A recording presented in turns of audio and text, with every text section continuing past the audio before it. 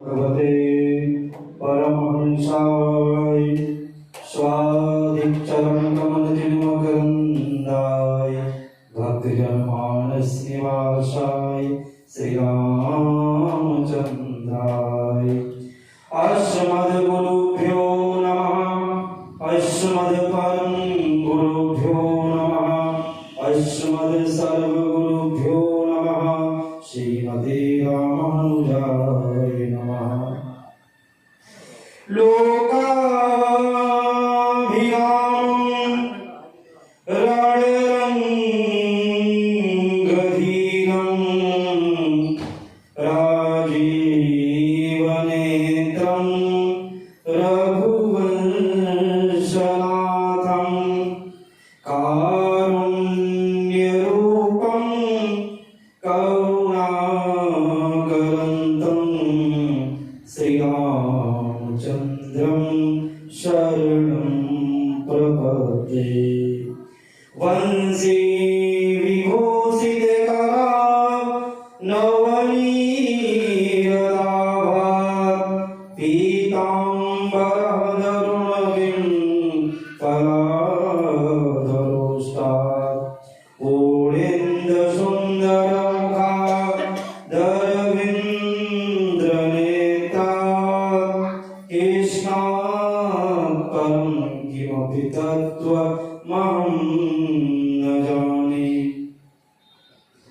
वाञ्छाकल्पतरुभ्यश्च कृपासिन्धुभ्येव च पतितानां पावनेभ्यो श्रीवैष्णवेभ्यो नमो नमः। श्रीलक्ष्मीनाथसमारम्भां नाथाय मुनिमध्यमाम् अस्मदाचार्यपर्यन्तां वन्दे गुरुपरम्पराम्। श्रीयोगीन्द्रपदाब्जदिव्यकरुणः सम्प्राप्तदीक्षावरं ज्ञानाब्धे परिकालदेशिकमणि सञ्जातबोधोदयं भारद्वाजकुले प्रसूदमनघं सुग्रीवदुर्गाधिपम् आचार्यं पुरुषोत्तमं गुरुवरं संशये।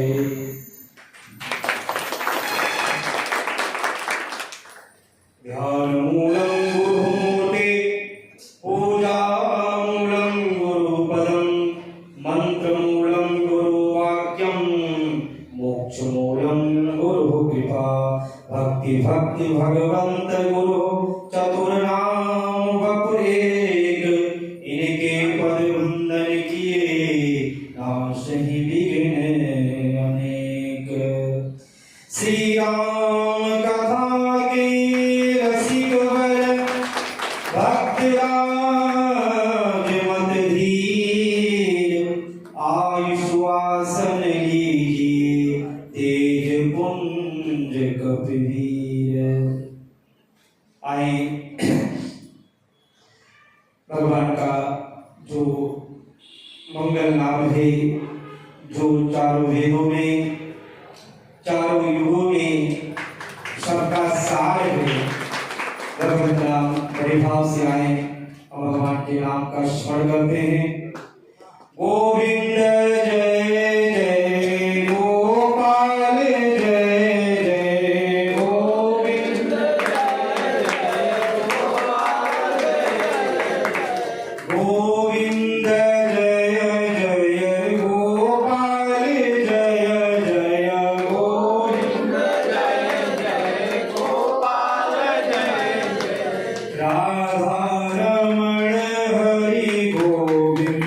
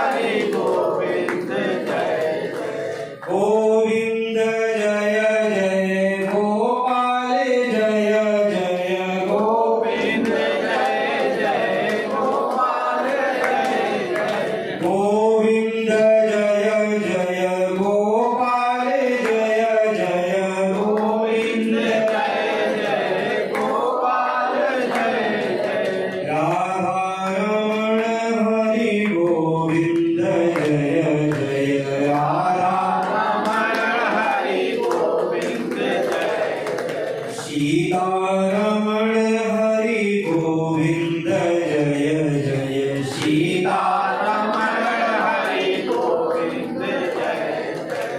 सीता रामचंद्र भगवान की श्री हनुमान जी महाराज की परम पूज्य श्री स्वामी जी महाराज की वर्तमान पीठाधीश्वर श्री स्वामी जी महाराज की परम मंगल में परात्पर ब्रह्म अखिल ब्रह्मांड नायक भगवान श्री सीताराम जी देव शक्ति देवी शक्ति अनंत बलवंत श्री हनुमंत राय जी महाराज जिनकी छत्र छाया में हम सब बैठ करके विगत कई दिनों से भगवत सुधा कथा का पाठ कर रहे हैं। ऐसे भले ही पूज्य स्वामी जी हमारे सबके बीच में दृष्टि गोचर नहीं हो रहे हैं, लेकिन यहाँ कण कण में विद्यमान है श्री महाराज। इनका सानिध्य हमें भी प्राप्त हुआ और उसी परंपरा का सम्मान करते हुए वर्तमान पीठाधीश्वर स्वनाम धन्य परमहंस परम वितरागी जो हम सबके ऊपर कृपा अकाल कृपा बरसा रहे हैं, और ऐसे पूज्य स्वामी जी महाराज मुझे मंगल में संत समाज भक्ति स्वरूपा माताएं सज्जन, वास्तव में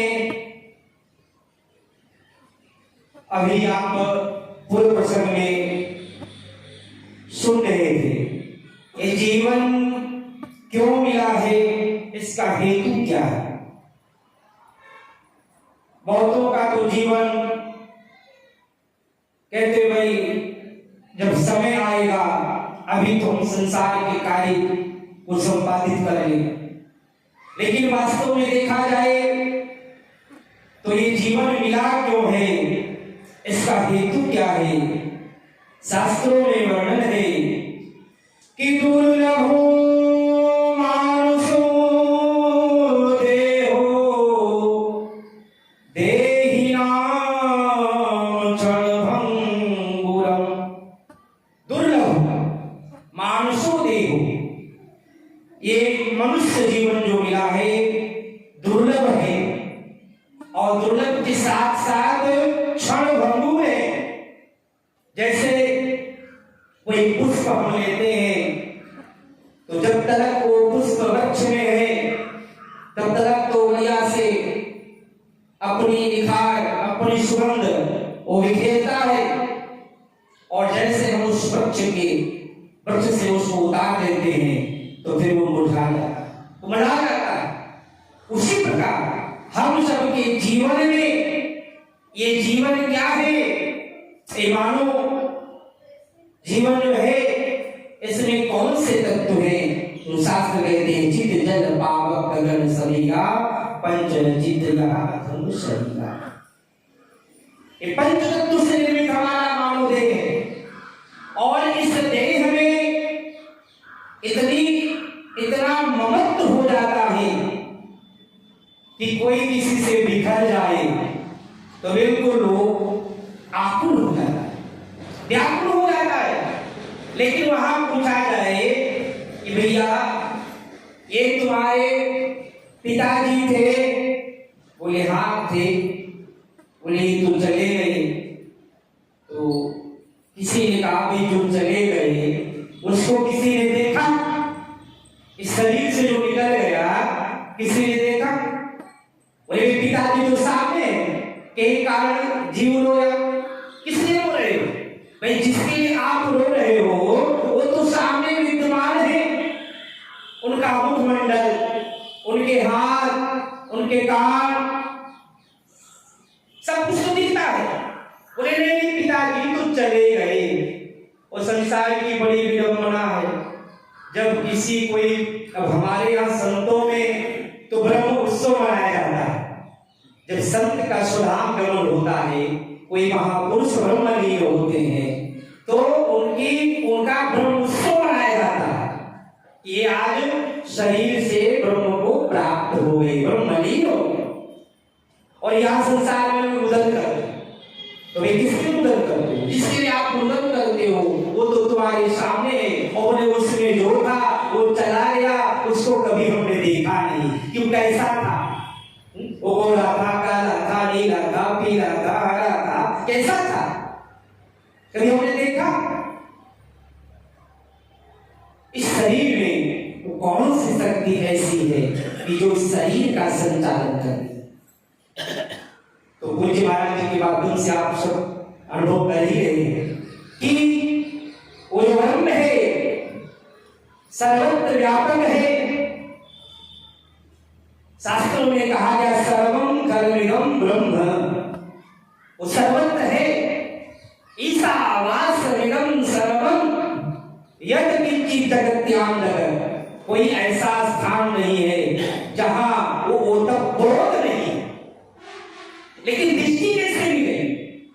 ये दृष्टि हमें वो अगोचर है, तो गोचर कैसे? वो जब तक किसी महापुरुष की, सद्गुरु की कृपा नहीं होगी, तब तक हम वो दृष्टि को प्राप्त नहीं कर सकते। शास्त्र ही कहते हैं, गुरुपद रज मृदु मंजूर अंजन नयन अमी दृग दोष विमोचन। गुरुपद, शास्त्रों में वर्णन किया गया, बोले गुरु की चरणों की रज की वंदना की गई। गुरुपद रज मृदु मंजूर अंजन। आज हमारे नेत्रों में, आंखों में कोई विकार आ जाता है, कहीं कोई आंख में कोई बीमारी आ जाए, तो पहले के समय लोग क्या करते थे? गांव में माताएं काजल बनाती, बड़े विधि से तैयार होता। दीपावली की रात्रि में या और विशेष मुहूर्त में काजल को बनाया जाता है। आज तो लोग आधुनिकता में, ये पाश्चात्य का भूत ऐसा लग गया है, ऐसी गति आ गई है कि सनातन का क्या स्वरूप था। कुछ बात है कि हस्ती, वो हम सबके पास क्या निधि थी, हम उसको भूल गए और आज अंधाधुंध कर रहे हैं। थोड़ा सा कहीं विदेश में कुछ खटकता है तो उसको जीवन में हम उतार लेते। अरे हमारी संस्कृति क्या है? ये वही संस्कृति है जहां 24 के 24 ब्रह्म अवतरित हुए। और आप सब सौभाग्यशाली हैं, एक तरफ अयोध्या, एक तरफ नैमिषारण्य, और यहाँ पे पूज्य महाराज जी का जीवन बिल्कुल 130 या 35 वर्ष के महाराज जी हो गए, 30 से ऊपर, 130 के ऊपर थे पूज्य महाराज जी जोगनमली। तो इतना समय महाराज जी ने यहाँ दिया, और महाराज जी की अनुग्रह, कृपा, कटाक्ष किसी किसी को मिला। अभी महाराज से मैं का जिक्र कर रहा था, तो बोले पात्र होना चाहिए। उसको पाने के लिए जैसे औंधा पात्र हम करते हैं, और बारिश हुए 1 घंटा, 2 घंटा, 4 घंटा हुए, और फिर हम जाए देखें तो हमारा पात्र तो औंधा था। बोले इसमें पानी नहीं आया, न 1 लीटर, न 2 लीटर, न 10 लीटर। बोले भाई अपने को पहले सीधा करो। जब आप सीधे होगे ना, तो शास्त्रों की बात सीधा होने के लिए शास्त्रों में वर्णन किया गया है। कहते हैं, सन्मुख होई जीव मोहि जबहि, जन्म कोटि अगि नासहि तबहि। सन्मुख कहते महापुरुषों की सानिध्य में बैठ गए।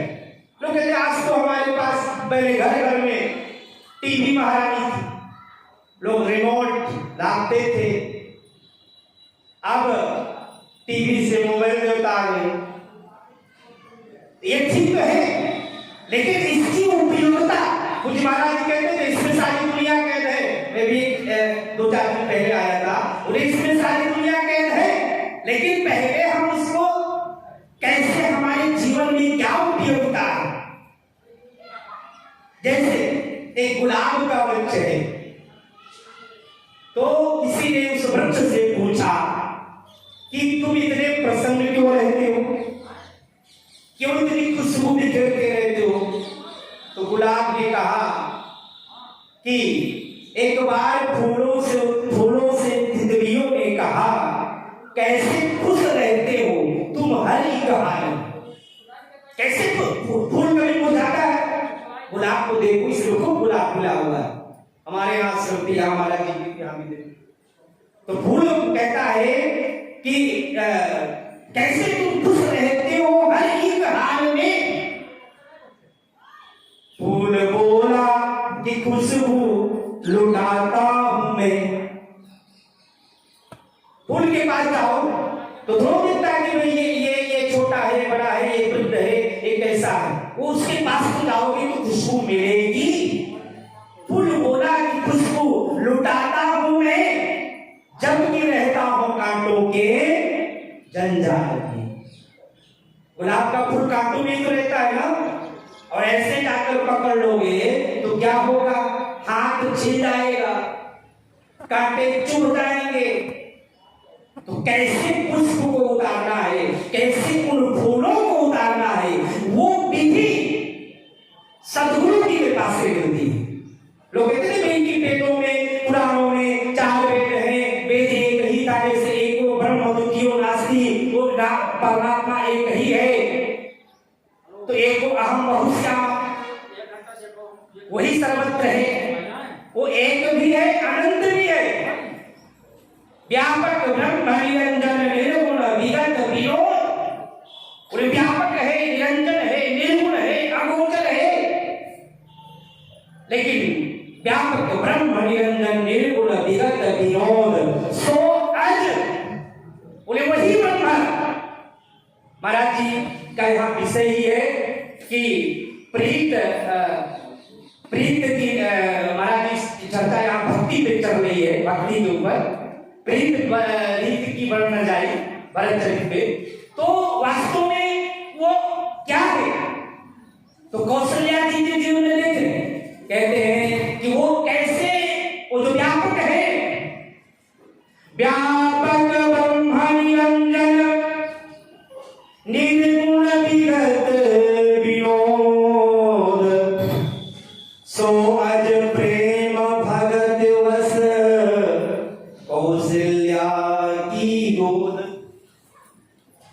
बोले जो व्यापक है, जो निर्गुण है, जो अगोचर है, वो कैसे माता कौशल्या की गोद में आ गया। बोले प्रेम भगत वस कौशल्या की गोद, व्यापक ब्रह्म निरंजन निर्गुण विगत विनोद सो अज प्रेम भगत वस कौशल्या की गोद। प्रेम भगत और वर्णन भी करते हैं, सो सब करम धर्म जरि जाऊ जहान राम पद प्रेम निभाऊ। बोले वो कर्म धर्म पे आग लग जाए, बोले जहां पे भगवान के चरणों में प्रेम नहीं है। राम ही केवल प्रेम प्यारा, जान ले वो जो जान निहारा। मैं उद्घोष करके गोस्वामी तुलसीदास जी कहते हैं, यदि जानना चाहते हो तो जान लो जो जान निहारा। लेकिन सबका कारण क्या है, ये समझ में कैसे आएगी, तो जब सद्गुरु की कृपा हमारे जीवन में हो तभी समझ में बातें आ सकती हैं। कहा गया है कि हम लोग कहते भाई मन को शांति नहीं होती, शांति नहीं होती, ये मन बड़ा चंचल रहता है। तो शास्त्रों में वर्णन किया है कि मना ही चंचलम कृष्ण प्रमारथी बलवदृढ़ं तस्याहं निग्रहं मन्ये। अर्जुन से भगवान कहते हैं कि मन मना मेरे मन वाले बताओ, मेरे भी मन लगाओ। तो भगवान अर्जुन स्वयं कहते हैं कि मना ही चंचलम कृष्णा। प्रभु आप तो कह रहे हो कि मन हमारे में लगे, तो कैसे आप पे लगे? तस्याहं निग्रहं मन्ये। जैसे कोई गाड़ी चला रहा है बड़ी रफ्तार में, तो उसको माप लेते, भाई ये 100 की है स्पीड में, ये 150 की है, 200 की है। लेकिन किसी के मन से कहा जाए कि आप हरिद्वार, तो हरिद्वार पहुंच गए, नाम लेते आप हरि पौड़ी पहुंच गए। किसी से कहा जाए अयोध्या, तो शरीर आपका यहां बैठा, आप अयोध्या पहुंच गए। आपसे कहा जाए वृंदावन, तो वृंदावन पहुंच गए। इसकी क्या गति है, क्या इसकी चाल है? वयोनिवा आंधी तूफान चलता है तो लोग कहते हैं आज इस तीव्र आज स्पीड में ये हवा बह रही, ये तूफान इस गति में था। लेकिन मन की गति क्या है, ये कौन सी गति में बहता है? मना ही चंचलम कृष्ण प्रमारथी बलवद्दृढ़। इसकी गति क्या है? तो भगवान स्वयं कहते हैं इसकी गति की था ही नहीं, लेकिन अभ्यास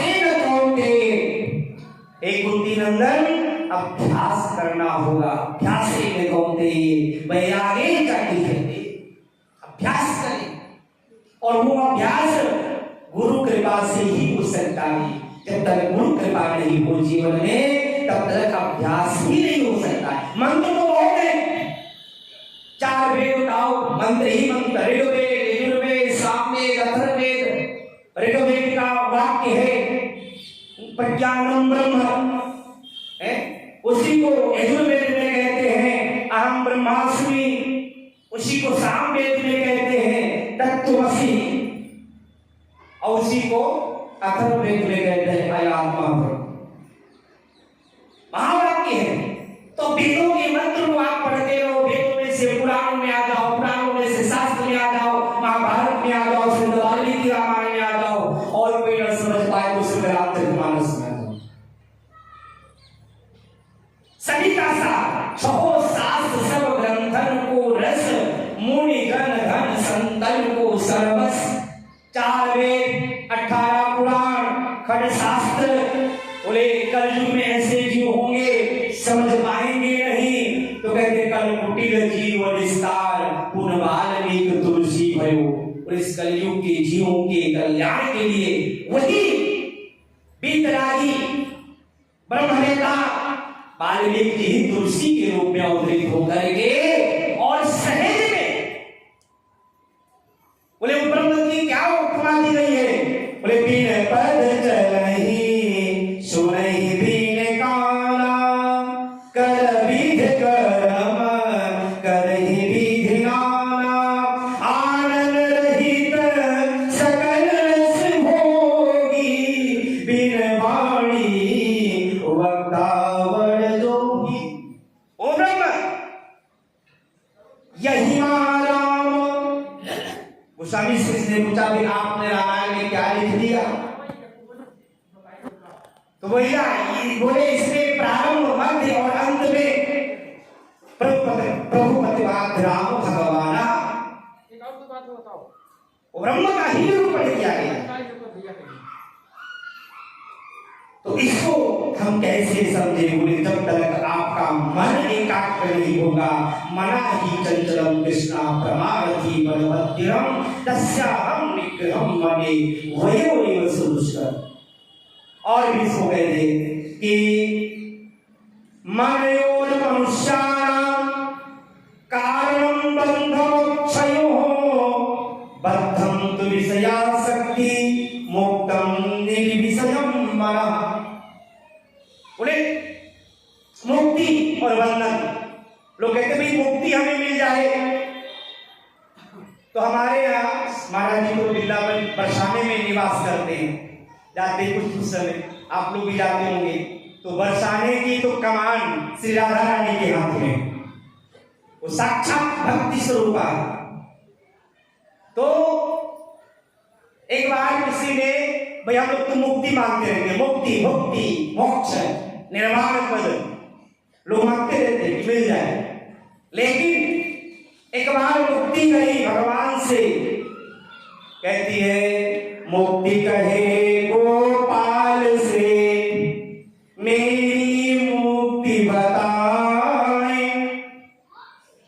भगवान से जाकर कहती है कि मैं सबको मुक्ति देती हूं, लेकिन मेरी मुक्ति कैसी हो, मुझे मुक्ति मिलनी चाहिए ना।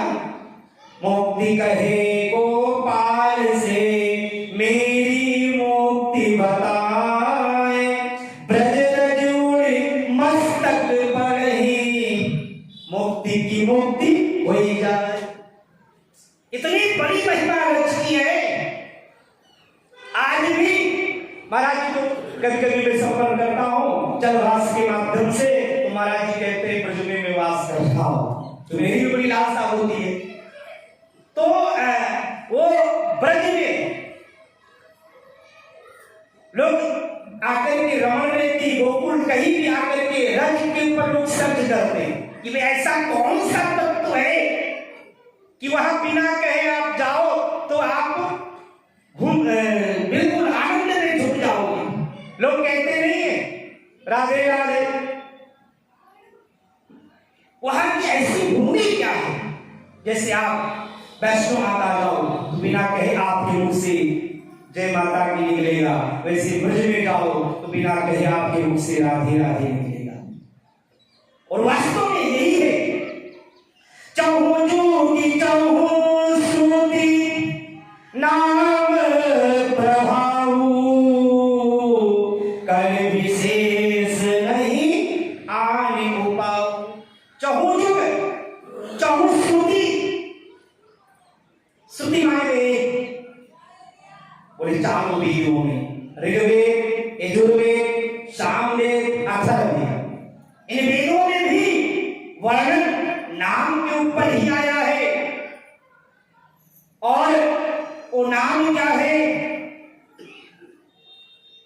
उसी को इस युग में कहते हैं कते ध्यायते विष्णु त्रेतायाम यजतो मखई। कहते सतयुग में लोग ध्यान करके उस ब्रह्म को पाते थे। यम नियम प्राणायाम प्रत्याहार ध्यान धारणा समाधि, महाराज जी आप सबको बिल्कुल उसमें आप लोगों को पिला दिए। एक होता है कथा सुनने का तात्पर्य, कथा सुनने के लिए नहीं कहा गया, क्या कहा गया है, आप सुधी होता है ना, कथा सुनने के लिए नहीं कहा गया, क्या कहा गया है, पीने के लिए। पीवत भागवतम रसमालयम, किसी ने कहा भाई हम पिए, तो कैसे पिए, ये क्या है, बोले रस है। एक कथा ही ऐसी है, पहले कथा वक्ता कैसे होना चाहिए, तो महाराज कैसे वक्ता, क्योंकि पहले वक्ता जितेंद्रिय हो। गुरु कैसा, गुरु शांतः निर्मलः साधो नीति आश्रयः काम क्रोधो विनुर्मुक्तो भगवत भगत जितेंद्रिया। ये गुरु के लक्षण होते हैं। जितने खड़ लक्षण भगवान में होते हैं वही खड़ लक्षण सदगुरु में होते हैं, और वही खड़ लक्षण वक्ता में होने चाहिए। तो आज का तो कहना लोग कथाएं तो खूब कर रहे हैं। एक जगह कथा हो रही थी, बोले कार्तिक में बैंगन नहीं खाना चाहिए, पंडित जी व्यास जी से बोले, व्यास जी से बोले बैंगन नहीं खाना चाहिए। वैसे तो हम लोग क्या बैंगन बनता ही नहीं, तो भगवान को भूख ही नहीं लगता है, तो वो बैंगन तो निषेध माना जाता है। तो कहते हैं महाराज जी भी आप लोग सुने हो महाराज जी के माध्यम से कि बैंगन का बीज यदि आपके पेट में है और उस अंतराल में मृत्यु हो जाए, 6 महीने तक रहता है वो बीज, उस उस अंतराल में यदि मृत हो जाए तो वो अधोगति को प्राप्त होता है। इतना बड़ा निषेध होता है। लेकिन लोग आजकल कह रहे हैं हरा बैंगन खा लेना चाहिए, सफेद नहीं खाना चाहिए, काला खाना चाहिए, ऐसे ऐसे लोग तर्क वितर्क कर रहे थे। तो व्यास जी कथा कर रहे थे, बोले बैंगन नहीं खाना चाहिए। अब वो पंडितानी जी कथा सुन रही थी, व्यास जी कथा करके आए, तो जो भोजन आया प्रणाम किए तो देखे कटोरी में सब्जी नहीं बैंगन। बोले पंडितानी सब्जी कहाँ गई? बोले कौन सी सब्जी? बोले बैंगन की सब्जी। बोले आपने ये तो कहा था बैंगन नहीं खाना चाहिए, सोने घूरे पे फेंका है। अरे देवी, वो चौकी की बात चौका में नहीं आई, वो तो मैं चौकी पे। आजकल देखिए, इसलिए पहले वक्ता की दिन ये होना चाहिए, ब्राह्मणों में प्रवेदज्ञ दृष्टांत कुशलो धीरो। भले ब्रह्मज्ञ हो तो ब्रह्म नेता हो। अब जिसने कभी ब्रह्म का अनुभव किया ही नहीं, वो आपको क्या बताएगा कि वो गली कैसी है। अब महाराज जी की गुफा है, हम सब ऊपर बैठे हैं, नीचे गुफा में दो बार में गया हूं नीचे। अब उस गुफा में यदि कोई गया नहीं हो और किसी को भेज दिया जाए तो वो तो भटक जाएगा, उसी में चकरा जाएगा जाकर। श्रुति प्रमाणम स्मृति प्रमाणम महाजनों गजासपंथा, उस मार्ग में गया है वही हमारा पथ प्रदर्शक हो सकता है। इसी को यजुर्वेद कहता है, वेदाहमेकं पुरुषं महन्तमादित्यवर्णः। बोले वो कौन सा पंथ है? बोले वो महापुरुष ही बता सकते हैं वो कौन से पंथ के माध्यम से ब्रह्म प्राप्त हो। वेदाहमेकं पुरुषं महंत आदित्यवर्णः, उसका वर्णन भी किया गया है। उसी को कहते हैं सहज में कि परम प्रकाश रूप दिन राती, नहीं कहा चाही दिया बाती। भक्ति के वर्णन में महाराज जी के माध्यम से आप सुन रहे हैं कि भक्ति जब काकभूषण जी आकर काकभूषण से कहते हैं कि वो परमात्मा कैसे मिलता है, तो कहते हैं कि पहले उसमें प्रीति हो, जाने भिन्न हुई प्रतीति, बिन प्रतीति होई नहीं प्रीति, और प्रीति बिना नहीं भगत दृढ़ाई, जी मखर पत्र जल के चित लाई। जब तक आप जानोगे नहीं तो ब्रह्म क्या है? एक कथा हो रही थी, कथा हो गई, राम कथा चल रही थी, अच्छे कथाकार थे, काशी रामायणी जी थे, नाम तो मैं भूल रहा हूं, तो कलकत्ता में कथा कर रहे थे। श्रीनाथ रामायणी महाराज जी जानते होंगे, वो अच्छे काशी के थे, बड़े रामायण के उद्भट, जैसे पंडित राम किंकर उपाध्याय जी, ऐसे उनसे पूर्व में श्रीनाथ शास्त्री जी, वो एक श्रीनाथ शास्त्री रामायणी काशी में थे और एक श्रीनाथ भागवताचार्य वृंदावन में।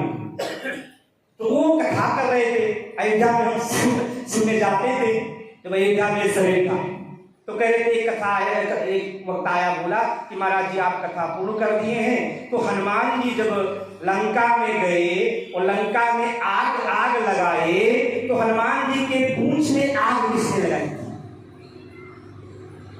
तो रामायण जी बोले कि जो है कोई बात तो समझ में इसको आई नहीं, मैंने बोल दिया कि हनुमान जी के पूंछ में आग तू ही लगाया था और कोई नहीं लगाया। मतलब तत्व चाहिए कथा में कि तत्व क्या है, सार क्या है, वो नहीं चाहिए। उस प्रकार है कि जाने बिन न होई प्रतीति, बिन प्रतीति हुई नहीं प्रीति। कथा सुनने के लिए नहीं आ गया है। देहे सीमांस उदरे अभिमतिं तेजत्वं, जाया सुतः दिसदा ममता विमुञ्चः, पश्यामि सं जगदिदं क्षणभङ्गुनिष्ठं, वैराग्यरागरसो भव भक्तनिष्ठा, धर्मं भजस्व सततं त्यजलोकधर्मान्, सेवस्य साधुपुरुषस्य जहि कामतृष्णा, अन्यस्य दोष गुणचिन्तनमासमुक्त्वा सेवा पिबध्वम् अन्यस्मोऽस्मि। भक्त को कैसे होना चाहिए? बोले ना किसी के गुण से मतलब रखे, ना किसी के दोष से मतलब रखे, दोनों में ममता हो जाए। अन्यस्य दोष गुण चिंतन मास मुक्त्वा, उससे मुक्त हो जाओ। और मुक्त कैसे होंगे? जब गुरु कृपा हो, ये अपने से नहीं हो सकता। तो ऐसे पूज्य महाराज जी का यहाँ सानिध्य और ये तपस्थली है। बोले भाई धाम कहाँ होते हैं? ये भी धाम ही है। धाम है ही, धाम है नहीं, धाम ही है। जहाँ पे महापुरुष निवास करते हैं वहाँ सारे तीर्थ आ जाते हैं और वो धाम बन जाता है। तो अन्यस्य दोष गुण चिंतन मास मुक्त्वा, सेवा कथा, सेवा भी करनी चाहिए। 12 में लोग सेवा क्या करते हैं? बड़े विचित्र हमारे छोड़। अभी मैं भंडारे में आया, स्वामी जी की निष्ठा थी, प्रसंग नहीं है। मैं तो देखा, एक बात में संकेत कर दूं, मुझे तुम्हारे लुटेरे लुटेरे ही दिखे। संकेत आत्मा, कोई चावल खींच रहा है, कोई आलू ले जा रहा है, महाराज संकेत, कोई क्या क्या ले जा रहा है। अच्छा, कुछ महाराज जी की भी हमारे पर कृपा थी, जैसे महाराज जी की थी यहाँ, वैसे हमारे विद्यापुरी जी की भी विशेष थी। वो हमको रात में ही वहां से ऐसा कुछ आभास की। मैं सुबह फोन किया, मैंने कहा कुछ नहीं जाएगा वहां से, समय रखो। तो वास्तव में ये आश्रम बनता क्यों है? आप लोग के पूज्य महाराज जी आए, महाराज जी से महाराज जी या इधर नगरों में क्या, ये आप सबके लिए बनता है। अपने जीवन को आप शुद्ध हो, लेकिन कुछ तक, सब नहीं, कुछ तक। संकेत हमारे चौहान जी की, महाराज जी वो 50,000 कहाँ गया? मैंने बोल दिया भाई 50 कहाँ गया? बड़ी विडंबना। तो इसीलिए कहते सेवा कथा रस्म हो, सेवा करना चाहिए। आश्रम में इस आश्रम के परिसर में कोई भी सेवा मिल जाए, वो समझो आप भजन ही कर रहे हो। भजन क्या है? ध्यान मूलम गुरु मूर्ति, पूजा मूलम गुरु पदम, मंत्र मूलम। मंत्र क्या है? गुरु वाक्यम। जैसे गुरु के शब्द ही मंत्र हैं। एक बार एक भक्त, महाराष्ट्र की घटना है, वो आया सदगुरु के पास में, तो देखा गुरु, अब गुरु के दरबार में तो बढ़िया चकाचक बढ़िया से कहते घी आटा तेरा देख तमाशा मेरा, संतों क्या घी आटा मिल जाए तो फिर चक चक माल हुआ है लोग अयोध्या में। तो वो देखा कि बढ़िया से माल हुआ छन रहा है, बोले मैं भी महाराज जी आ जाऊं, बोले आ जाओ। अब क्या हुआ कि जो है एकादशी आ गई। अब एकादशी के दिन तो कुछ नहीं, न चक्की न चूल्हा। बोले महाराज जी आज क्या? बोले आज बच्चा एकादशी, आज जल पी कर रहना पड़े। बोले महाराज जी मैं तो मालपुआ देख करके मंत्र लिया था, मालपुआ देख करके मंत्र लिया था। तो बोले ठीक है, तुमसे नहीं तो ये आटा ले जाओ और जंगल में उसकी सेवा मिली थी, गाय चराने। लेकिन एक गुरु की आज्ञा थी कि भोग लगा देना, भगवान को भोग लगाना चाहिए। ऐसे नहीं कढ़ाई से निकले बट्टू भुंजंतम तेतुघम पापम येन पचत्याग कारणात्। शास्त्र कहता है कि जो भोजन बना करके सीधे खा जाते वो अपने पाप को खाते। आप पहले बढ़िया से बनाओ और उसको भगवान के आगे रखो, सदगुरु के आगे रखो, मंत्र गुरु आज्ञा जो किए हैं उसके माध्यम से भोग लगाओ, तुलसी डालो, वो प्रसाद हो जाए। उसी कहते हैं कि तुम्हें निवेदित भोजन करही, प्रभु प्रसाद पट भूषण धरही। तुम्हें निवेदित, आप संतों के जीवन में देखो, यदि जल भी पीना होता है, उनको भोग लगाना होता है तो हाथ में तुलसी होती है, गिलास में लगाए भोग लग गए, कि बिना तुलसी के भगवान भोग लेते नहीं। तो माताओं को क्या कहना चाहिए? पट भूषण। जैसे आप वस्त्र भी पहने तो पहले किशोरी जी को, श्री राधा जी को या सीता जी के चरणों में या माता भगवती पार्वती के चरणों में अर्पित करके फिर उसको प्रसाद रूप में धारण करना चाहिए। तुम्हें निवेदित भोजन करहि प्रभु प्रसाद पट भूषण आभूषण। अब आजकल तो असली मिलता ही नहीं, सब नकली नकली हो गया। अब उसमें असली भी गायब हो जाते हैं। आज नकली का ऐसा बड़ा तांडव चल रहा है कि उसमें असली भी, तो वो आभूषण भी धारण करना है तो श्री राधा जी को, श्री किशोरी जी को, श्री पार्वती जी को अर्पित करके प्रसाद हो जाएगा। और प्रसाद के रूप में यदि आप धारण करोगे तो वो आपके जीवन को विकृत नहीं करेगा, वो जीवन को संभाल देगा। एक प्रसाद पटभूषण धरि। आप जगन्नाथपुरी में जाओ, जगन्नाथ जी का प्रसाद तो गुरु ने आज्ञा कर दी, ध्यान मूलक मंत्र मूलक गुरु वाक्य, उन्हें कि जाओ जंगल में ये आटा ले जाओ, भोग लगा करके प्रसाद पाना। अब वो गया, बढ़िया से कंडी बटूरा और बढ़िया से टिक्कर बनाया, पत्ते में रख दिया और बोले, गुरु जी ने कहा था भगवान को बुला लेना, कोई मंत्र तो दिए नहीं थे, ऐसे बोले भगवान को बुलाते हैं। अब गुरु की आज्ञा, जैसे कबीरदास जी को स्वामी रामानंदाचार्य जी ने कहा, ऐसे सीढ़ी पे लेटे थे, बोले बेचारा राम राम बोलो, बोले हमें मिल गया। गुरु के मुख से जो निकल जाए वही मंत्र, गुरु मंत्र मूलम गुरु वाक्य। लेकिन वहां पे भी ये नहीं, तर्क वितर्क नहीं होना चाहिए। क्या होना चाहिए? कहते हैं कि चौथ भगत मम गुण गण करहि कपट तजगा, प्रथम भगत संतन कर संगा, दूसरे रतिमा कथा प्रसंगा, गुरुपद पंकज सेवा। अब वहां तर्क वितर्क नहीं होना चाहिए। नहीं ये गुरु जी ये सही मंत्र है कि ये नहीं मंत्र सही है, तो फिर उसमें गड़बड़ हो जाता है। गुरु के मुख से जो मिल जाए, जो विधि मिल जाए, उस विधि का संवाहन करना चाहिए। मंत्र मूलम गुरु वाक्यम। वो बैठ गया पत्तल में लेकर के, और मंत्र क्या था? उसका एक ही मंत्र था भोग लगाने के लिए, आओ मेरे राम जी, आओ सीताराम जी, भोजन का भोग लगाओ। बोलो, आओ मेरे राम जी, आओ मेरे राम जी, आओ मेरे राम जी, आओ सीताराम जी, भोजन का भोग लगाओ। आओ मेरे राम जी, आओ सीताराम जी, भोजन का भोग लगाओ।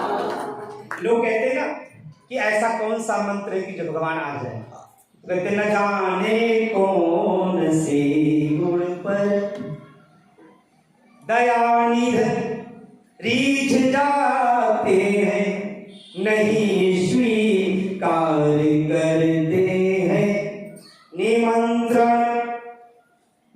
दुर्योधन ने कहा गोविंद चले मेरे घर में 56 भोग तैयार है। भगवान ने कहा नहीं।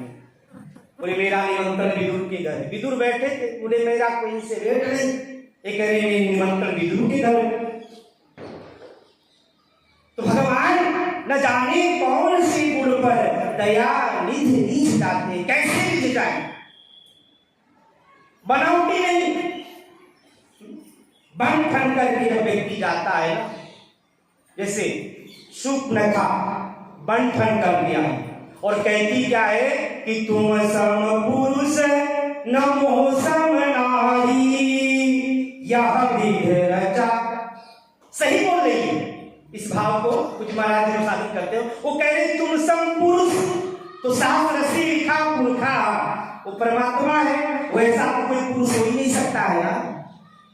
और ये तो माया रूपी है, सुप्नका माया ही है, तो माया से माया रूपी नार से कौन इससे आगे हो सकता है? तो तुम सम पुरुष न मौसम नारी, यह विधि रचा संयोग। सही बोल रही, लेकिन ये बनकर के आई, बनावटी करके आई। इसलिए कहते हैं निर्मल मन जन सो मोहि पावा, मोहि कपट छल चित्र। आप जैसे हो, एक अयोध्या की प्रत्यक्ष घटना है, बड़ी छावनी। लोग गए होंगे कई लोग इसमें से, बाबा रघुनाथ जी की छावनी। रेलवे स्टेशन के पास सबसे बड़ी संतों की 1000 महात्मा वहां रहते थे। अभी वहां कम से कम 400-500 महात्मा नित्य भोजन करते। बाबा रघुनाथ दास जी की छाव, इसके बाद तपसी छावनी, छोटी छावनी बड़ी बाद में सब हुई। सबसे बड़ी संतों का जो जमघट लगता था, संतों की जहाँ सेवा होती थी, बाबा रघुनाथ दास जी की छाव। तो वहां बाबा रघुनाथ दास जी अपने उत्तराधिकारी को नियुक्त करने जा रहे थे। अब देखे जिसको उत्तराधिकारी बनाना था वो सभी महानता करके महानताई करनी थी, चद्दर इत्यादि चद्दर तिलक, तो थोड़ा सा वो बन ठंडा था, मुहूर्त निकला जा रहा था। महाराज जी जाकर के देखे, बोले अभी क्यों नहीं आए? बोले महाराज थोड़ा सा वो कभी कपड़े पहने। महाराज जी का माथा ठंडा, बोले ये गद्दी बैठने के लायक नहीं, गौशाला में जाकर देखे।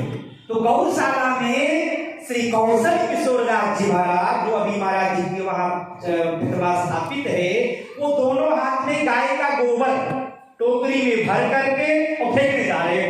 बोले चलो, बोले महाराज जी हाथ तो धो ले। बोले गौ गोबर जैसा पवित्र तो कुछ हो ही नहीं सकता है। बिना आप सत्यनारायण की कथा करो तो गाय की गौरी, गौमय गौरी, कोई भी पूजा हमारे सनातन में वहां गाय की गौरी बनाई जाती, गाय की गोबर की। अब आजकल चाहे आधुनिकता में भले ही हो जाए, लेकिन जब तक पंचगव्य प्राशन आप नहीं करोगे, महाराज जी बताते होंगे विधि कि पंचगव्य प्राशन नहीं होता है किसी भी कर्म कांड में, उस कर्म कांड का अधिकार नहीं प्राप्त होता। पहले पंचगव्य प्राशन होता है। तो बोले हाथ में गोबर लगा है, बोले इसे धोने को नहीं, तो गाय का गोबर है, वेद रक्षणा गाय, गाय के अंग प्रत्यंग में सारे देवता वास करते हैं। आज बड़ी दुर्दशा हो रही है हमारे इस भारत में कि सर्वत्र कितने लाखों गाय डेली कट रही हैं। हम सबका भी एक उत्तरदायित्व होता है। ये क्यों घूम रही है रोडों पे? हम लोग पालना बंद कर दिए। लोग आते एक रोटी लेकर खिलाने। एक बार आश्रम में हमारे आए, वहां पे 4-5 हमारे गंगा नाम, एक का गौरी नाम, एक का नाम सिद्धि है, 4-5 गाय हैं। तो महाराज जी भी जाकर देखे तो उसमें एक रोटी लेकर के आए। मैंने कहा भाई एक रोटी से क्या होगा, इसके मुख में तो गायब हो जाएगी।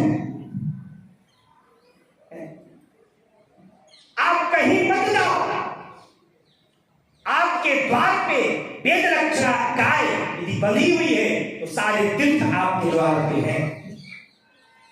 अपानी सर्वदेवाना गौमूत्रेण जाह्नवी स्वयं अष्ट ऐश्वर्यमयी लक्ष्मी गौ में वसत सर्वदा। शास्त्र कहते हैं कि गाय के श्वास प्रश्वास जो श्वास निकलती है और अंदर जाती है, पूरे सारे देवता वहां वास करते हैं। गौमूत्रेण जाह्नवी स्वयं। पंचगव्य जब बनता है तो पंचगव्य में 5 चीज पढ़ते हैं। कौन कौन से जी बोले? सुधी सो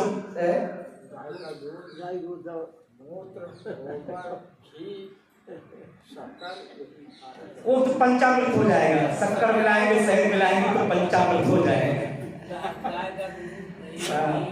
पंचामृत में भी 5 पड़ता है और पंचगव्य में भी 5 ही वस्तु होती है। पंचामृत में गाय गौदूध, गौघृत, गौदही, शहद और शक्कर, ये पंचामृत हो गए। और पंचगव्य में केवल गाय का ही पदार्थ पड़ेगा। प्रथम गौदूध, गौदही, गौघृत, गौ गोबर और गौमूत्र, ये 5 है। इसी को पंचगव्य कहते हैं। एक पंचगव्य लेना चाहिए। ये आजकल कहते हैं ना मेरा मन नहीं लग रहा है, मेरा मन नहीं लग रहा है। ये मन ही इतना चंचल है, इसको कैसे पहले इसको शुद्धि करो। ये जब शुद्ध होगा तभी लग सकता है। तो ये पंचगव्य का जो शास्त्रों विधि है, तो इसलिए कि यदि आपके द्वार पे गाय बैठी हुई है, गौमूत्रेण जाह्नवी स्वयं अष्ट ऐश्वर्यमयी लक्ष्मी। लोग कहते हैं महाराज जी लक्ष्मी आ जाए, लक्ष्मी आ जाए। जिसके घर में गौ गोबर से लेपन किया जाता है, फिर देखो लक्ष्मी जी वहां बरसती रहती है। लेकिन गाय का गोबर हो, ये विदेशी गाय नहीं, वेद रक्षणा गाय जो शास्त्रों में वर्णन है, की गाय गिरी गाय हो, साहिवाल हो, थार पारकर हो। ये जो गाय है जो अपनी भारतीय नस्ल वो गाय, आज लोग कहते दूध अधिक दे रही है 20 लीटर 25 लीटर, बोले दूध से मतलब नहीं, तत्व से मतलब होना चाहिए। अष्ट ऐश्वर्य लक्ष्मी गौ में बस सर्वदा, अष्ट ऐश्वर्य सभी लोग आकर के गाय के शरीर में निवास कर गए, सारे देवता आकर के बैठ गए। लक्ष्मी जी थोड़ा देर हुआ, लक्ष्मी जी आई, बोले मुझे निवास चाहिए। बोले अब तो कोई स्थान बचा ही नहीं। लक्ष्मी बोली मैं भी रहूंगी आपके शरीर में। बोले गोबर केवल बचा है, बोले मैं गोबर में ही रह जाऊंगा। इसलिए अष्ट ऐश्वर्यमयी लक्ष्मी हमारे भारतीय संस्कृति में, सनातन संस्कृति में कोई भी पूजा होती है, अब भले ही आधुनिकता छा गई है, नहीं गाय के गोबर से चौका लगता है, गौ के कंडे पड़ते हैं तभी शुद्धि होती है। और यहां तक महापुरुषों ने कहा कि जहां पे गाय बांधी जाती है, आप त्रिवेणी जाओ ना जाओ, अयोध्या जाओ ना जाओ, नैनीताल जाओ ना जाओ, जहां जिस स्थान पे गाय बंधी रहती है उसकी रज लेकर के आप सिर पर धारण कर लो, आपको त्रिवेणी नहाने का फल मिल जाएगा। इतनी बड़ी महिमा है गाय। लेकिन ये नहीं, एक दिन तो आप गौ की सेवा किए और दूसरे दिन उठाए डंडा, भाला, हम भाला, ऐसे भाला भोंक देते हैं किसी खेत में गाय चली जाए। अभिवादनस्य शीलस्य, बड़े लोगों का अभिवादन करना चाहिए।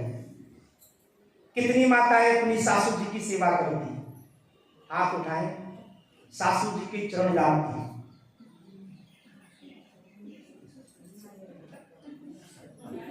प्रातः काल उठकर कितने लोग अपने से बड़ों का चरण छूते हैं। प्रातः काल उठ के रघुनाथा मात पिता गुरु, पहली गुरु माँ ही है, मातृ देवो भव। तो पहले लोग कितने लोग उठकर अपनी माता को प्रणाम करते हैं, कि मेरी माँ है आश्रम में, मैं बिना माँ के घरों में आऊंगा, 80 वर्ष की ऊपर हो गई, अभी भी गाय का दूध निकाल लेती हूँ।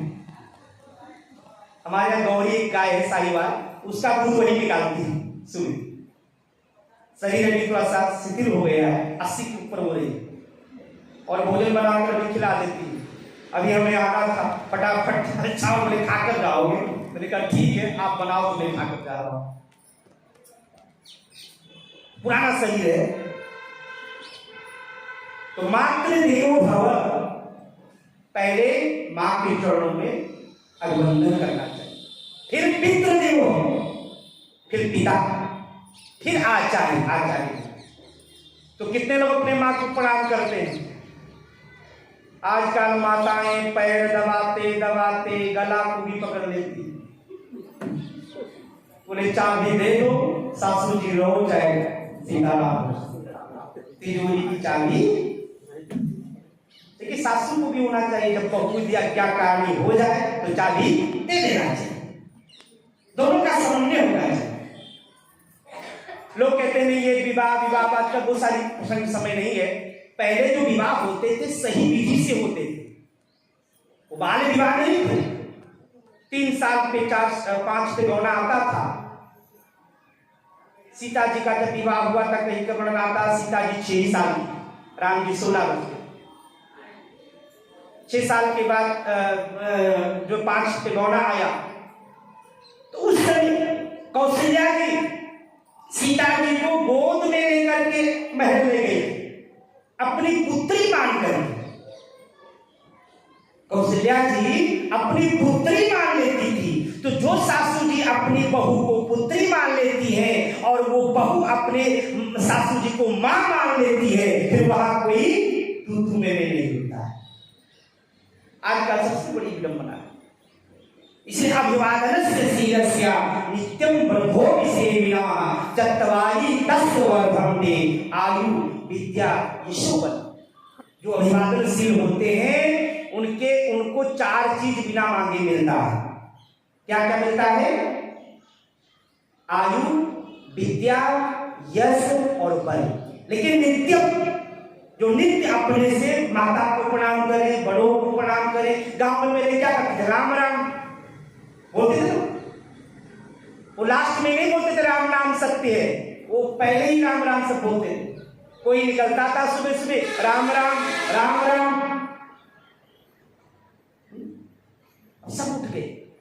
ये हमारी संस्कृति थी। हम चलते फिरते भजन करते थे। अभिवादनस्य शीलस्य नित्यं ब्रह्मोपि सेविना तत्वादि तस्य वर्लभते आयु विद्या यशो बलम। ये चार चीज बिना मांगे मिलती।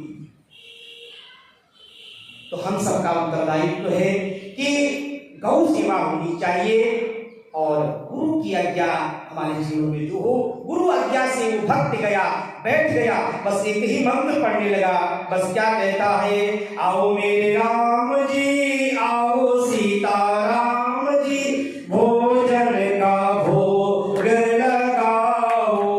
आओ मेरे राम जी, आओ सीता राम जी, भोजन का भोग लगाओ। आप लोग भोजन बनाते हैं तो थाली ऐसे रखते हैं सजा कर, चाहे लड्डू गोपाल शालिग्राम देखिए अमीरान महाराज या गुरु जी, गुरु भगवान का चित्रपट कभी रखते हैं थाली, आओ मेरे गुरु जी, कभी कहते हो गुरु जी से, गुरु जी आप भी आ जाओ,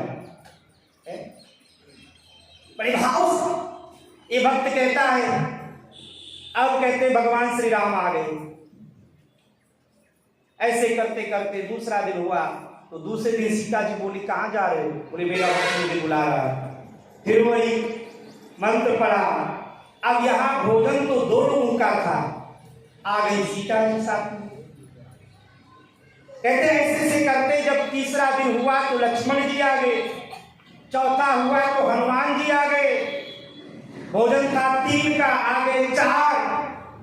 अब चौथे दिन ये क्या किया, बोले आज मंत्र पढ़ लेते पहले, भोजन बाद में पढ़ेगा। अब बैठ गया मंत्र पढ़ने, यही पढ़ रहा है, आओ मेरे राम जी, आओ सीता राम जी, भोजन का भोग लगाओ। आओ मेरे राम जी, आओ सीता राम जी, भोजन का भोग लगाओ। आओ सीता राम जी। देखिए भोजन का भोग लगा। सबसे बड़ा ये जो विकृति आई है आज, टेंशन महाराज, टेंशन बहुत महाराज जी के पास भी सब लेने लगाए रहते हैं। महाराज टेंशन टेंशन टेंशन, ये क्यों टेंशन है? हमारा भोजन बिगड़ गया। भोजन चौके में होना चाहिए, और चौका है ही नहीं। खड़े खड़े लोग भोजन करते हैं, खड़े खड़े तो कुत्ते खाते थे, कुत्ते बिल्ली कबूतर। आज वो सिस्टम चल गया, उसको नाम ही हम लोग दिए कुकुर भोज, गिद्ध भोज है, कुकुर भोज, गिद्ध भोज। एक दूसरे का जूठन हाथ में ले लेंगे, प्लेट दिखा कर खाएंगे। लोग पहले टोकते थे, खड़े घर की हमारी माता जी कभी हमें डांट देती है, जब मैं खड़ा होकर की जल पीने लग जाऊंगा डांटती, अरे पानी बैठ कर पियो, खड़े होकर नहीं कह रहा। पानी भी खड़े होकर के नहीं पीना चाहिए, कई बीमारियां जाती है महाराज जी। आपको खड़े होकर पानी पीने से कई बीमारियां आती है, और खड़े खड़े भोजन करने से, यहाँ तक कुर्सी पे बैठ करके भी भोजन नहीं करना चाहिए। भोजन करना एक बढ़िया से आसन लगे, आगे पीढ़ा रखा जाए, पीढ़ा पे थाल रखी जाए, आचमन करके भी भोजन करना चाहिए। यज्ञ 3 प्रकार की होती है, 3 अग्नि होती है। एक देवाग्नि, देवाग्नि में हवन होता है जो अरण्य मंत्र के माध्यम से प्रकट होती है यज्ञशाला में, उसको बोलते हैं देवाग्नि। और आत्मा को भी तृप्त किया जाता है, बोले वो भी यज्ञ ही है, ये जठराग्नि। कैसे कवल जाए, आचमन करो, भोजन करो, कैसे विधि बताई जाए, मौन होकर भोजन करना चाहिए। अब आज का जो झूठे कौन किसका खा रहा पता ही नहीं। सबसे बड़ी विकृति, अन्न शुद्ध हो तो मन शुद्ध हो, अन्न शुद्ध ही नहीं तो मन कहां से शुद्ध हो? सबसे बड़ा, मैं महाराज जी यही चिंतन करा कि सबसे बड़ी विकृति इसमें अन्न पे हो गई। अन्न का दोष, बनाने वाले का दोष। भोजन बनना भी कैसे चाहिए, भोजन खिलाने परमेश्वरे दुर्बलता। जब युधिष्ठिर ने यज्ञ किया राजसूय यज्ञ, तो हुआ कि भी भोजन परोसेगा कौन? तो भीम को रसोइया दिया गया, भंडारी। भीम भंडारी बनेंगे। तो बोले जो 10 फुलका खाएगा वही 5 खिला सकता है, और जो एक ही जो 2 रोटी खाएगा वो चौथे रोटी पे मना कर देगा, नहीं चलो अब नहीं रोटी। इसलिए भंडारी उसी को बनाना चाहिए जो खाए। तो भीम को भंडारी बनाया गया। बोले परोसने वाला कौन होना चाहिए? बोले माँ ही खिला सकती। यदि ना भी बेटा रात्रि में सो जाए तो उठा करके दूध पिला देती गर्म गर्म। अरे उठो दूध पी लो। कई बार अभी भी मैं देखता हूँ माता जी दूध ला करके रख देगी, मैं सुबह देखता हूँ दूध रखा रहता है। जब पूछता हूँ दूध तो बोले रखा तो है, क्योंकि माँ के आगे बालक तो बालक ही रहता है, और बालक बनना ही ठीक है। जैसे यशोदा जी के आगे कन्हैया बोले यहाँ पे जो है भगवान बनने में कल्याण नहीं है, यहाँ तो लाला बनने में ही कल्याण। तो भोजन हमारा शुद्ध होना चाहिए। भोजन बहुत दिया गया। चौके में पहले लोग जाते नहीं, रसोई के अंदर लोग भोजन नहीं करते। अब आज का रसोई कहाँ है, चौका कहाँ, पता ही नहीं। जिस बिस्तर पे शयन करना चाहिए, सोते हैं, उस पे बैठकर भोजन नहीं करना चाहिए। ये सारे नियम हैं। लोग कहते हैं ये कर्म कांड यही तो। जब व्यक्ति के जीवन में कोई कर्म कांड नहीं आएगी तो फिर भक्ति कहां से आएगी? तभी भक्ति आएगी।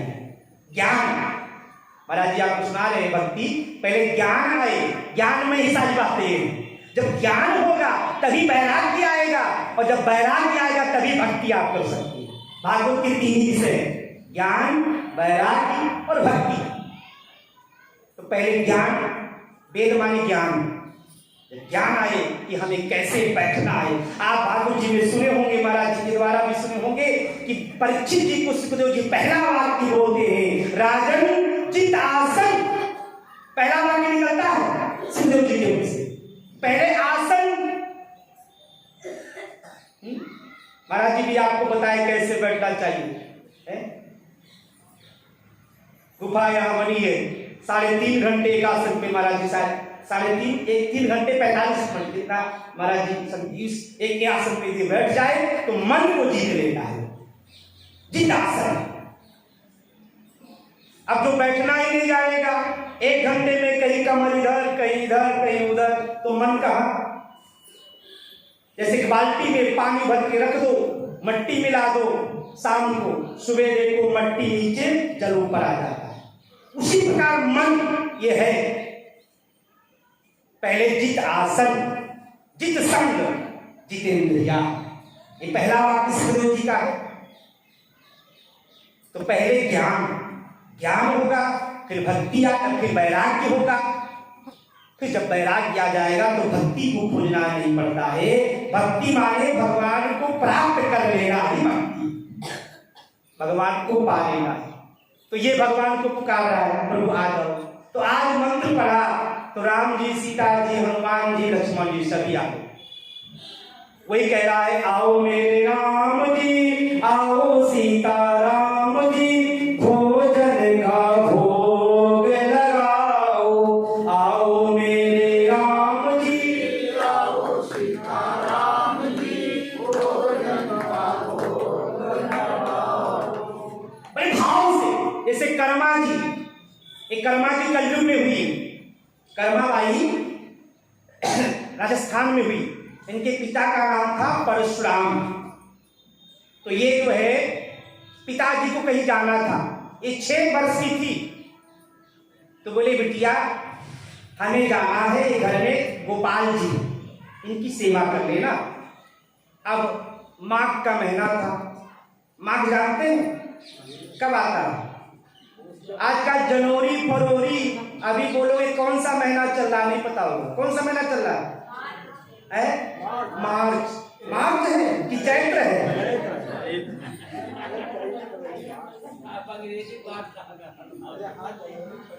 नहीं तो हम लोग अंग्रेज तो हैं, लोग तो भारतीय हैं। इसलिए हमारा पहला महीना कौन है? चैत्र। अब तिथि कौन सी है आज? पंचमी। लेकिन महाराज जी के सामने बैठे तभी पंचमी याद है, नहीं तारीख याद रहती कि आज 24 25। आज कितनी तारीख है? आज ही। हाँ, हमें तो पंचमी याद है, तारीख हमें नहीं याद रहती, तिथि हमें याद रहती है। और पक्ष कौन सा है? कौन सा पक्ष है? शुक्ल पक्ष है। चैत्र मासे शुक्ल पक्षे पंचम्याम तिथौ चंद्रवासरे, सोमवासरे, सोमवार को चंद्रवासरे भी कहते हैं। चंद्रवासरे अमुक नक्षत्रे अमुक करणे अमुक योगे अमुक नाम राशि सूर्यो चंद्रो शेषेषु ग्रहेषु। ये हमारी परंपरा है। चैत्र से शुरू होता है। चैत्र, वैशाख, जेठ, आषाढ़, सावन, भादो, गुआर, कार्तिक, अगहन, माघ, फागुन। 12 हुए कि नहीं? तो माघ में मकर संक्रांति। 12 राशि है और 12 राशियों में सूर्य एक एक राशि में एक मास रहेंगे। हर महीने में संक्रांति आती है। आप इधर जाएंगे दिल्ली और गुजरात, राजस्थान या हरियाणा, पंजाब, वहां हर महीने संक्रांति मनाई जाती है। अपने इधर केवल उत्तर प्रदेश में केवल मकर संक्रांति, बोले खिचड़ी खा लो संक्रांति हो, लेकिन संक्रांति हर महीने में आती है। आप पंजाब जाओ तो वहां पे जो है बैसाखी, संक्रांति को बैसाखी कहते हैं। अप्रैल में जो आएगी संक्रांति। मेष राशि का सूर्य जब आएगा मेष राशि में तो बहुत बड़ा वहां उत्सव मनाते हैं। तो 12 राशि में एक एक महीने में सूर्य रहते हैं। उसी को माघ में जब मकर राशि में सूर्य प्रवेश करते हैं, उससे पहले धनु राशि में सूर्य रहते हैं। तो आप दक्षिण में महाराज जी भी भ्रमण किए हैं, तिरुपति बालाजी, श्रीरंगम, वहां एक महीने तक पुंगल का भोग लगता है। पुंगल बालाजी गए कि नहीं? पुंगल जानते हैं? पुंगल माने खिचड़ी। वहां पुंगल खिचड़ी है और खिचड़ी बड़ी विभिन्न प्रकार से बनाते हैं। उसमें चीनी भी डाल देंगे, चने की दाल भी डाल देंगे, कैसे बहुत आनंद आता है। तो एक महीने तक भगवान को खिचड़ी का भोग लगता है और बढ़िया से। अब यहाँ क्या कहना, उड़द की दाल, नया चावल, नया घी, दही, खिचड़ी के 4 साथी हैं, घी, दही, अचार और क्या, खिचड़ी के 4 साथी, 4 होते हैं ना, घी, दही, पापड़, अच्छा चाहे तो उस प्रकार माने कि बढ़िया से नया उड़द हो, नया चावल हो और घी भी नया हो गाय का। यज्ञ में, यज्ञशाला में कहीं भूल करके भी भैंस का घी पड़ जाए तो यज्ञ पूरा नहीं होता।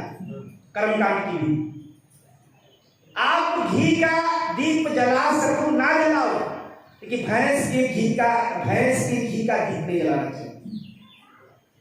तिल्ली का तेल ले लो, नहीं मिल रहा है गाय का घी तो तिल्ली का तेल ले लो। इतना बड़ा कर्मकांड का दिन है। कर्मकांड माने कर्म से जो किया जाए उसी कर्मकांड है। तो ये सारी विधि समय हो रहा है। बस प्रश्न को समझते हुए कहने का अभिप्राय कि ये भक्त बैठा और बड़े भाव से कर्मा जी जो है। अब आज के समय किसी को बोल दिया जाए मंदिर में जाओ शालिग्राम भगवान की पूजा कर लो, वो भी माघ में है, पुष माघ की बादरी और तुम्हारा, हाँ पुष में कहीं बदरी हो जाए माघ में तो लोग 6-6 महीना नहीं नहाते और नहा करके 4 बजे मंदिर में जाना पड़ेगा। अब इसको 6 वर्ष की थी, पिताजी जब इनको सेवा दे रहे गोविंद की, बोली बिटिया नहा करके भगवान को स्नान करा देना, इनको भोग लगा देना। अब वो समझी भगवान खाते होंगे छोटी सी। अब आज किस कहा जाए कि भैया भगवान के लिए बना दो, बोले नहीं भगवान को तो बस कहीं किसी घर में जब कोई उत्सव होता है, लड्डू गोपाल होते हैं, उनके आगे गिलास में दूध रख देंगे, बोले गोपाल जी आप दूध पीते रहो, मैं मालपुआ खाने जा रहा हूं।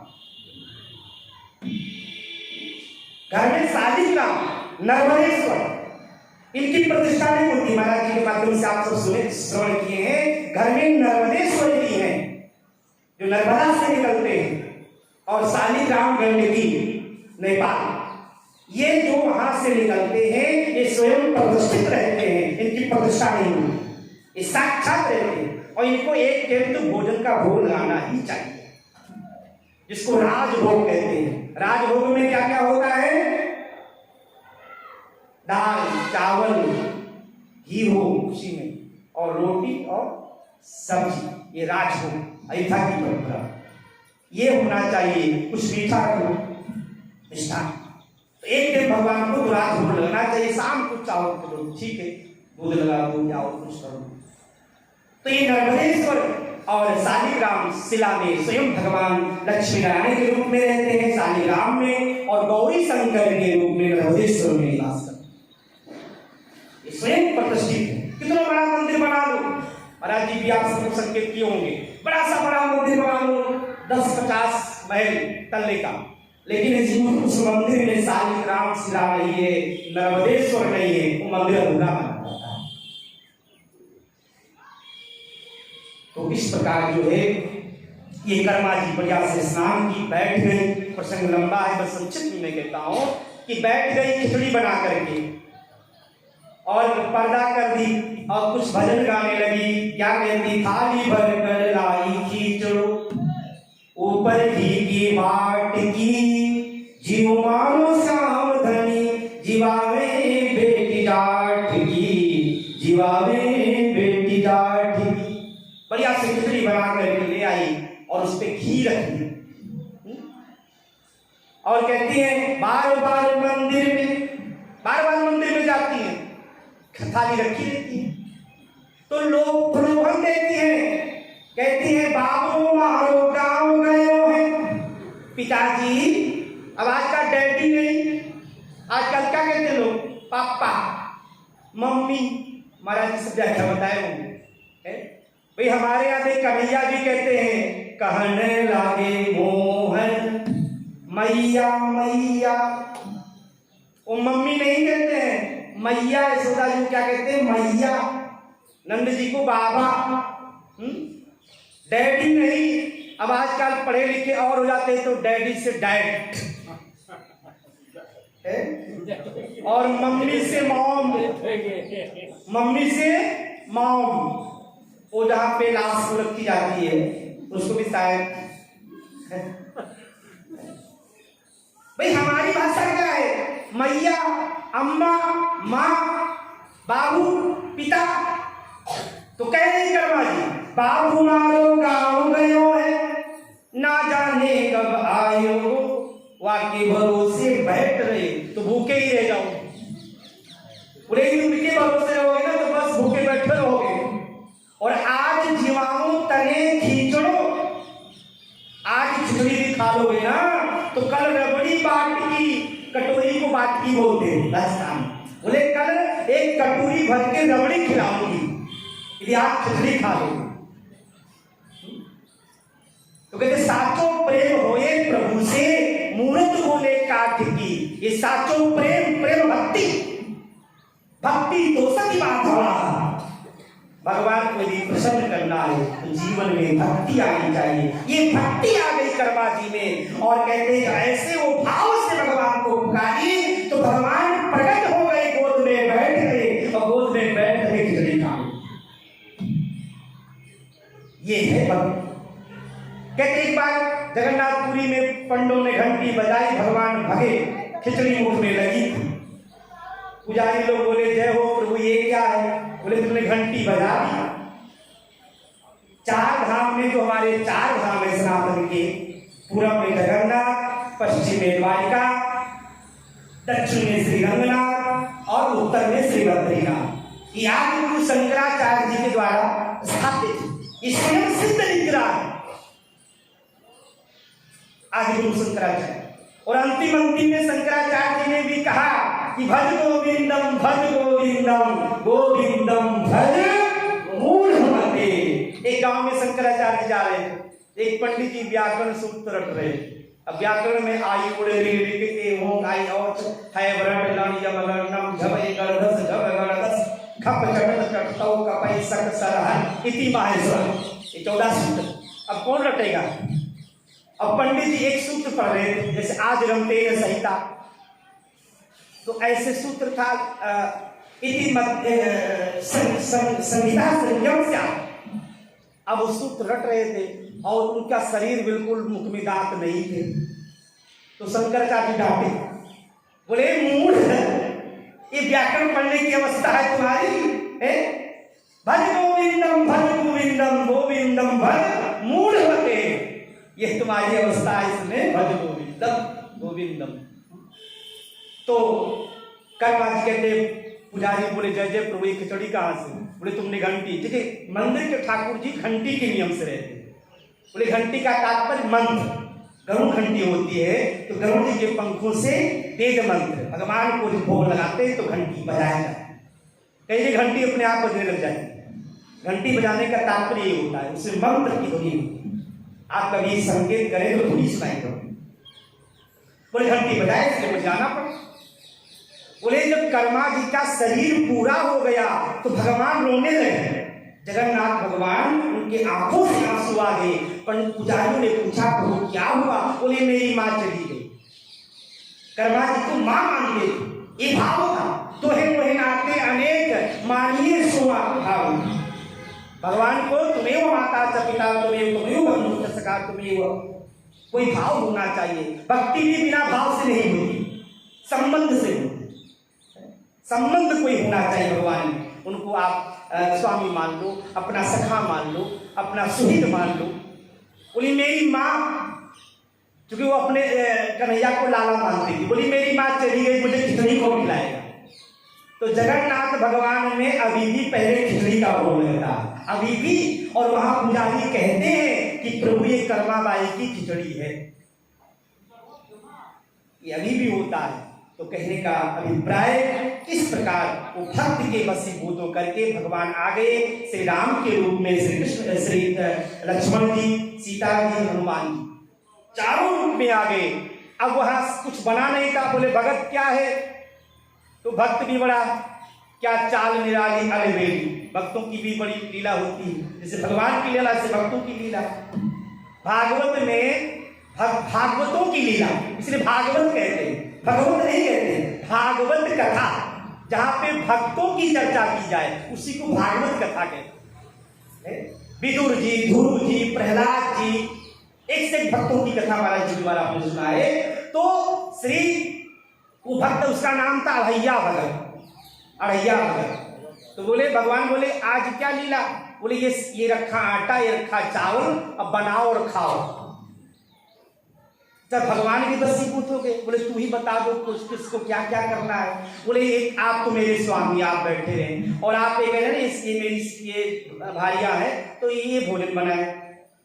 और बोले ये मेरे लाडले भक्त लक्ष्मण जी हैं तो इनको बोलो पानी भरना है। और ये हम कहते हैं हमारे लाडले भक्त हनुमान जी, इनको लकड़ी ले आओ। सबको सीमा बांट दीजिए, भक्त ने ही बांटा। अब इधर गुरु के पास जब आए तो कहते हैं कि इतना सामान ले जाते थे, गुरु को शंका हुई। तो बोले प्रभु आपने कहा था भोग लगाकर भोजन करना, वहां आपने कहा वहां चार आते हैं, थोड़ा आटा बढ़ा दो। तो लोगों ने कान भरना, कहीं होते हैं गुरु शिष्य के बीच में भी लोग आ जाते हैं। जैसे शुक्राचार्य जी भगवान और बलि के बीच में शुक्राचार्य जी आ गए, तो ऐसे कहीं की घटना हो जाती है कि गुरु शिष्य के बीच में, अरे गुरु जी आप इतना देते हो, एक पता नहीं क्या करता होगा। तो बोले देखते हैं क्या होता है। पीछे से गुरु जी गए, अब बढ़िया से वो भोजन बना रहा था, गुरु जी को कुछ नहीं दिख रहा था। ये लीला भगवान की थी। वो आकर के शिष्य को अपने हृदय से लगा लिया कि मुझे कुछ नहीं दिख रहा है। तो भगवान को प्रार्थना वो शिष्य किया कि आप गुरु को भी दिखो। जैसे सुदीक्षण जी को अगस्त जी बोले थे, अगस्त जी साहब कहते हैं कि जब भगवान तुम्हारे कुटी में आवे तो उनको हमारे आश्रम में लेकर के आना।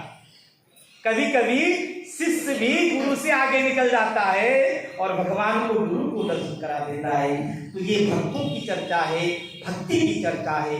भक्ति माने भगवान से जुड़ जाना, भाव से लबालब हो जाना, और इन सबके पीछे गुरु कृपा ही है।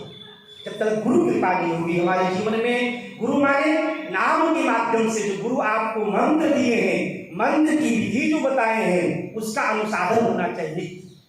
लोग कहते महाराज जी सब कुछ हो जाता है, बोले जैसे हम 24 घंटे नित्य के हमारे हैं, उन 24 घंटे में से हम सो लेते हैं, भोजन कर लेते हैं, संसार के काम कर लेते हैं, वैसे कम से कम वैसे वेदोक्त दिनचर्या में 6 घंटा सोना, 6 घंटे कमाई करना, 6 घंटे समाज परिवार के लिए और 6 घंटे ईश्वर चिंतन, 3 घंटे सुबह 3 घंटे शाम, ये होना चाहिए। तो महाराज जी की वैसी कृपा आप सब यहाँ समझे, आप सब पुण्यवानी हैं, सौभाग्यशाली हैं कि ऐसे गीत रागी और परमहंस के रूप में पूज्य महाराज जी का यहाँ दर्शन हो रहा है। और गुरु के सानिध्य में बैठ करके जो जप किया जाता है वो अनंत गुना उसका फल मिलता है। इन शब्दों के साथ वाणी भगवान के चरणों में अर्पित करते हुए विश्राम आए। भगवान के नाम का संकीर्तन करते फिर महाराज जी का आशीर्वाद हम सबको मिलेगा, आपसे सुनेंगे। गोविंद जय जय गोपाल जय जय गोविंद जय जय गोपाल जय जय गोविंद जय जय गोपाल जय जय गोविंद जय जय गोपाल जय जय राधा रमण हरि गोविंद जय जय राधा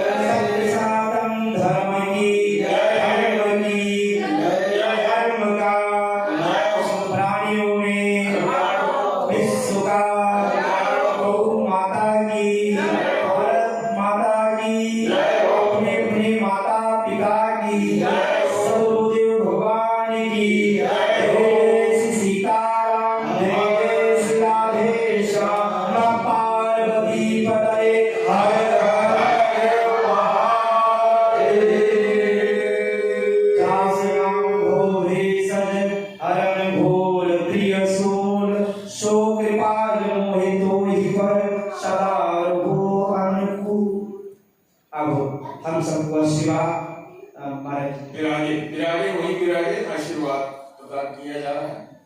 हमारे बीच अयोध्या से पधारे परम पूज्य संत श्री नित्यानंद जी महाराज उर्फ मयंक जी महाराज, काशी से पधारे पूज्य श्री रमेश जी, और हमारे बीच